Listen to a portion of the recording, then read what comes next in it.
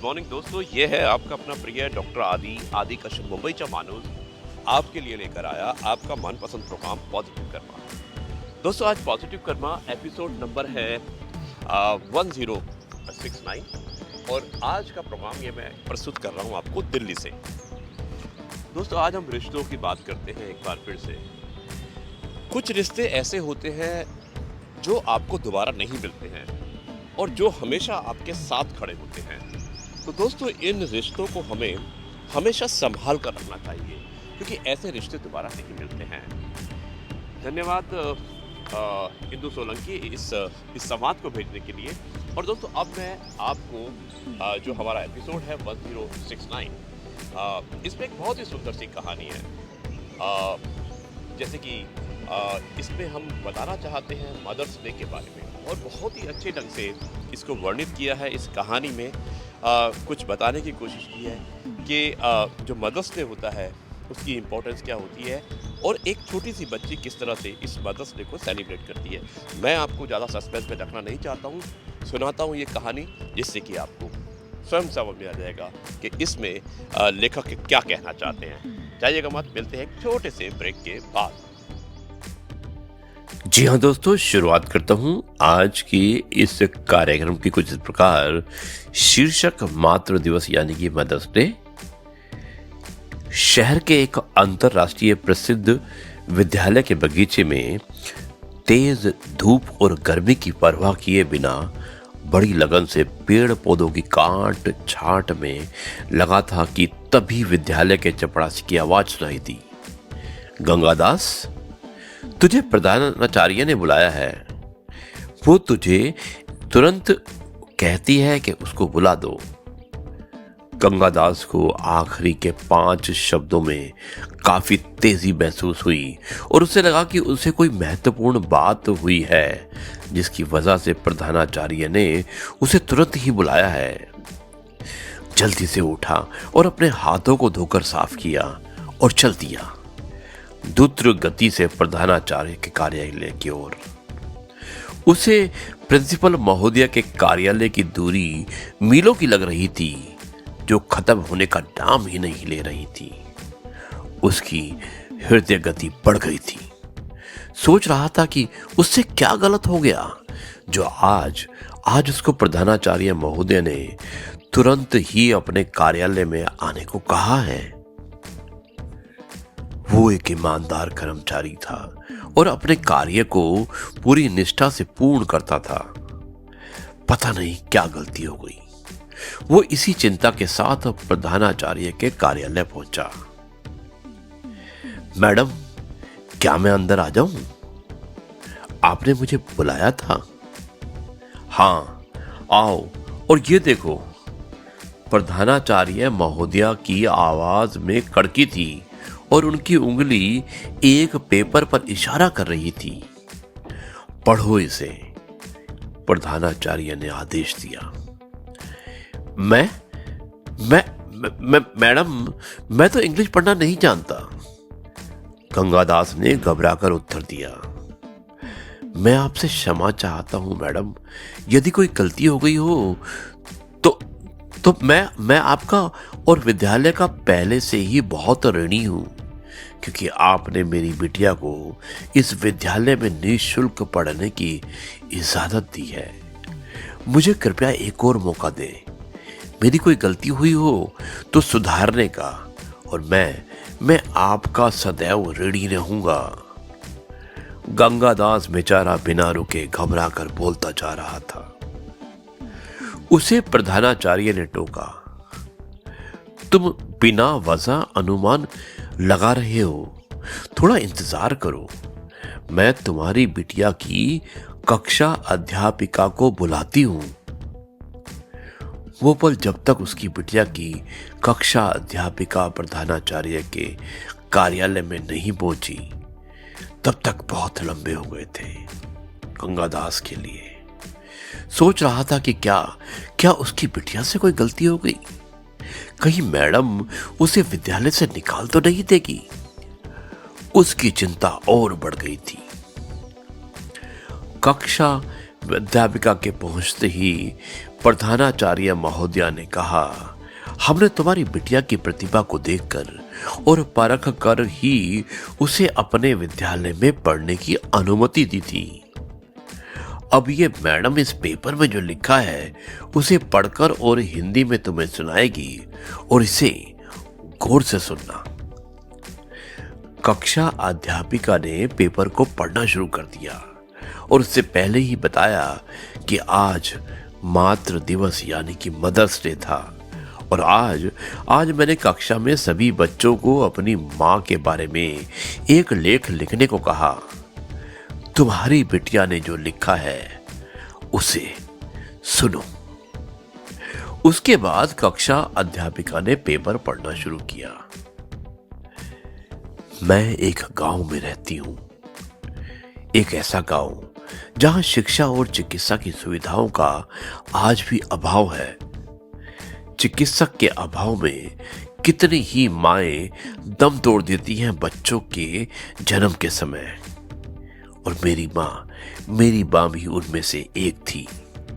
उन्होंने मुझे छुआ भी नहीं कि चल बसी। मेरे पिता ही वो पहले व्यक्ति थे मेरे परिवार के जिन्होंने मुझे गोद में ले लिया। पर सच कहूं तो मेरे परिवार के वो अकेले व्यक्ति थे जिन्होंने मुझे गोद में उठाया था। बाकी की नजर में तो मैं अपनी माँ को खा गई थी। मेरे पिताजी ने मुझे माँ का प्यार दिया। मेरे दादा दादी चाहते थे कि मेरे पिताजी दोबारा विवाह करके एक पोते को इस दुनिया में लाएं ताकि उनका वंश आगे चल सके। परंतु मेरे पिताजी ने उनकी एक नहीं सुनी और दोबारा विवाह करने की बात से मना कर दिया। इस वजह से मेरे दादा दादी ने उनको अपने से अलग कर दिया और पिताजी सब कुछ, जमीन, खेती बाड़ी, घर सुविधा को छोड़कर मुझे साथ लेकर शहर चले आए और इसी विद्यालय में माली का कार्य करने लगे। मुझे बहुत ही लाड़ प्यार से बड़ा किया था उन्होंने। मेरी जरूरतों पर माँ की तरह हर पल उनका ध्यान रहता है। आज मुझे समझ आता है कि वह क्यों हर उस चीज को जो मुझे पसंद थी ये कहकर खाने से मना कर देते थे कि वो उन्हें पसंद नहीं है, क्योंकि वो आखिरी टुकड़ा होती थी। और आज मुझे बड़ा होने पर उनके इस त्याग के महत्व का पता चला है। मेरे पिता ने अपनी क्षमताओं में मेरी हर प्रकार की सुख सुविधाओं का ध्यान रखा और मेरे विद्यालय ने उनको ये सबसे बड़ा पुरस्कार दिया जो मुझे यहाँ निःशुल्क पढ़ने की अनुमति मिली। उस दिन मेरे पिता की खुशी का कोई ठिकाना नहीं था। यदि माँ प्यार और देखभाल करने का नाम है तो मेरी माँ मेरे पिताजी हैं।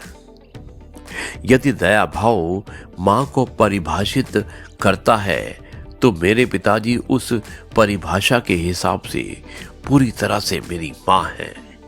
यदि त्याग माँ को परिभाषित करता है तो मेरे पिताजी इस वर्ग में भी सर्वोच्च स्थान पर हैं।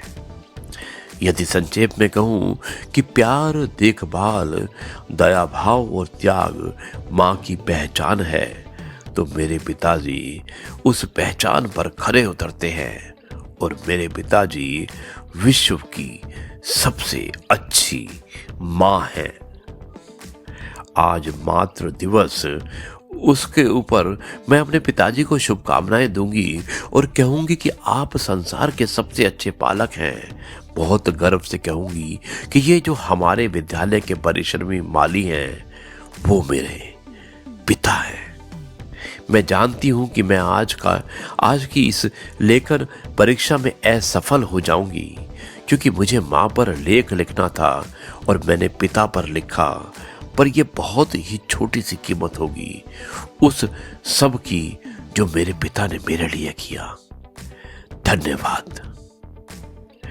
आखिरी शब्द पढ़ते पढ़ते अध्यापिका का गला भर गया था और प्रधानाचार्य के कार्यालय में भी शांति छा गई थी। इस शांति में केवल गंगादास के सिसकने की आवाज आ रही थी। बगीचे की धूप में और उसकी गर्मी उसकी कमीज को गीला ना कर सकी, पर पेपर पर बिटिया के लिखे शब्दों ने उस कमीज को पिता के आंसुओं से गीला कर दिया था। वो केवल हाथ जोड़कर वहां खड़ा रहा था। उसने उस पेपर को अध्यापिका से लिया और अपने दिल से लगाया और रो पड़ा। प्रधानाचार्य ने खड़े होकर उसे एक कुर्सी पर बिठाया और एक गिलास पानी दिया और कहा कि गंगादास, तुम्हारी बिटिया को इस लेख के लिए पूरे 10 में से 10 नंबर दिए जाते हैं। ये लेख मेरे अब तक के पूरे विद्यालय जीवन का सबसे अच्छा मातृ दिवस का लेख है।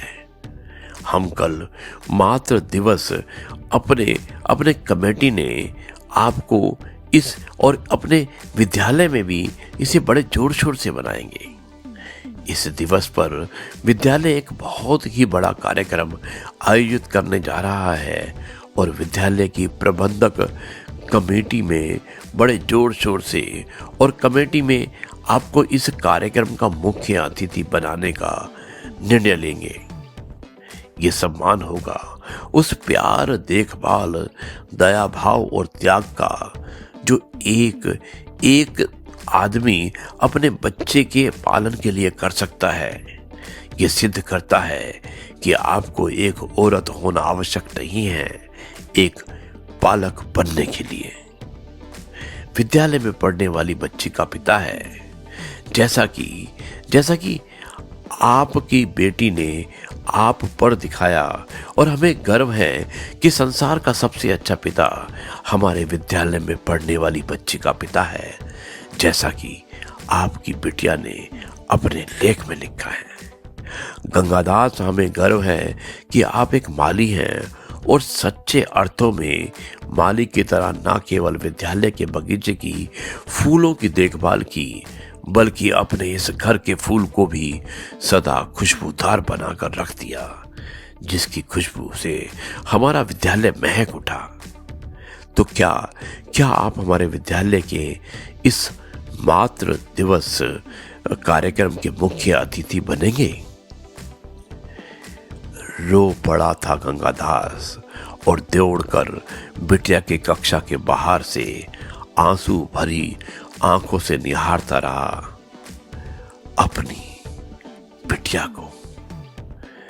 संसार की समस्त प्यारी प्यारी बेटियों को समर्पित है ये आज का कार्यक्रम मातृ दिवस यानी कि मदर्स डे।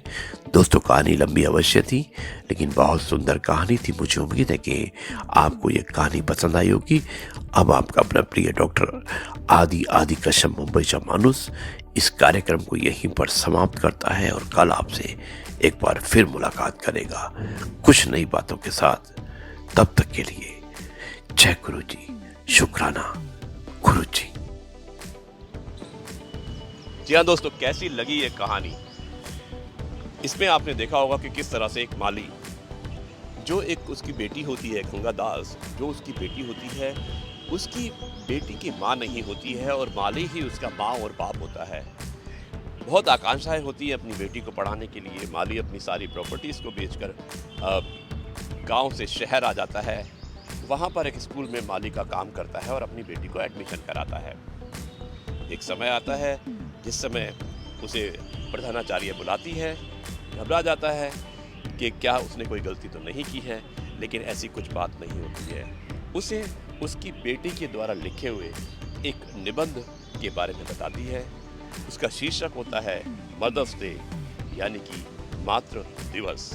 और दोस्तों, उस मदर्स डे में ये बेटी कितने अच्छे ढंग से अपने पापा के बारे में बयान करती है, क्योंकि वही उसका माँ होता है और वही उसका बाप होता है। एक बाप न सिर्फ बाप की भूमिका पर एक माँ की भूमिका भी बहुत अच्छी तरीके से निभाता है। शायद यही कहानी से हमें मैसेज मिलता है कि पेरेंट्स हमेशा पेरेंट्स होते हैं और कभी भी हमें किसी को कम नहीं समझना चाहिए। जहाँ पर भी जिसका रोल होता है वो बखूबी निभाता है, चाहे वो माँ हो और चाहे बाप हो। दोस्तों, इन रिश्तों को संभाल के रखिएगा, यही मैसेज देना चाहता है आपका अपना प्रिय डॉक्टर आदि कश्यप मुंबईचा माणूस, और आपके लिए लेकर आया आपका मनपसंद प्रोग्राम पॉजिटिव कर्मा। अब मैं इस कार्यक्रम को यहीं पर समाप्त करता हूँ। कल आपसे एक बार फिर मुलाकात होगी नए एपिसोड में, किसी नई जगह पर, शायद बॉम्बे से। तब तक के लिए कहता हूँ जय गुरु जी, शुक्राना गुरु जी।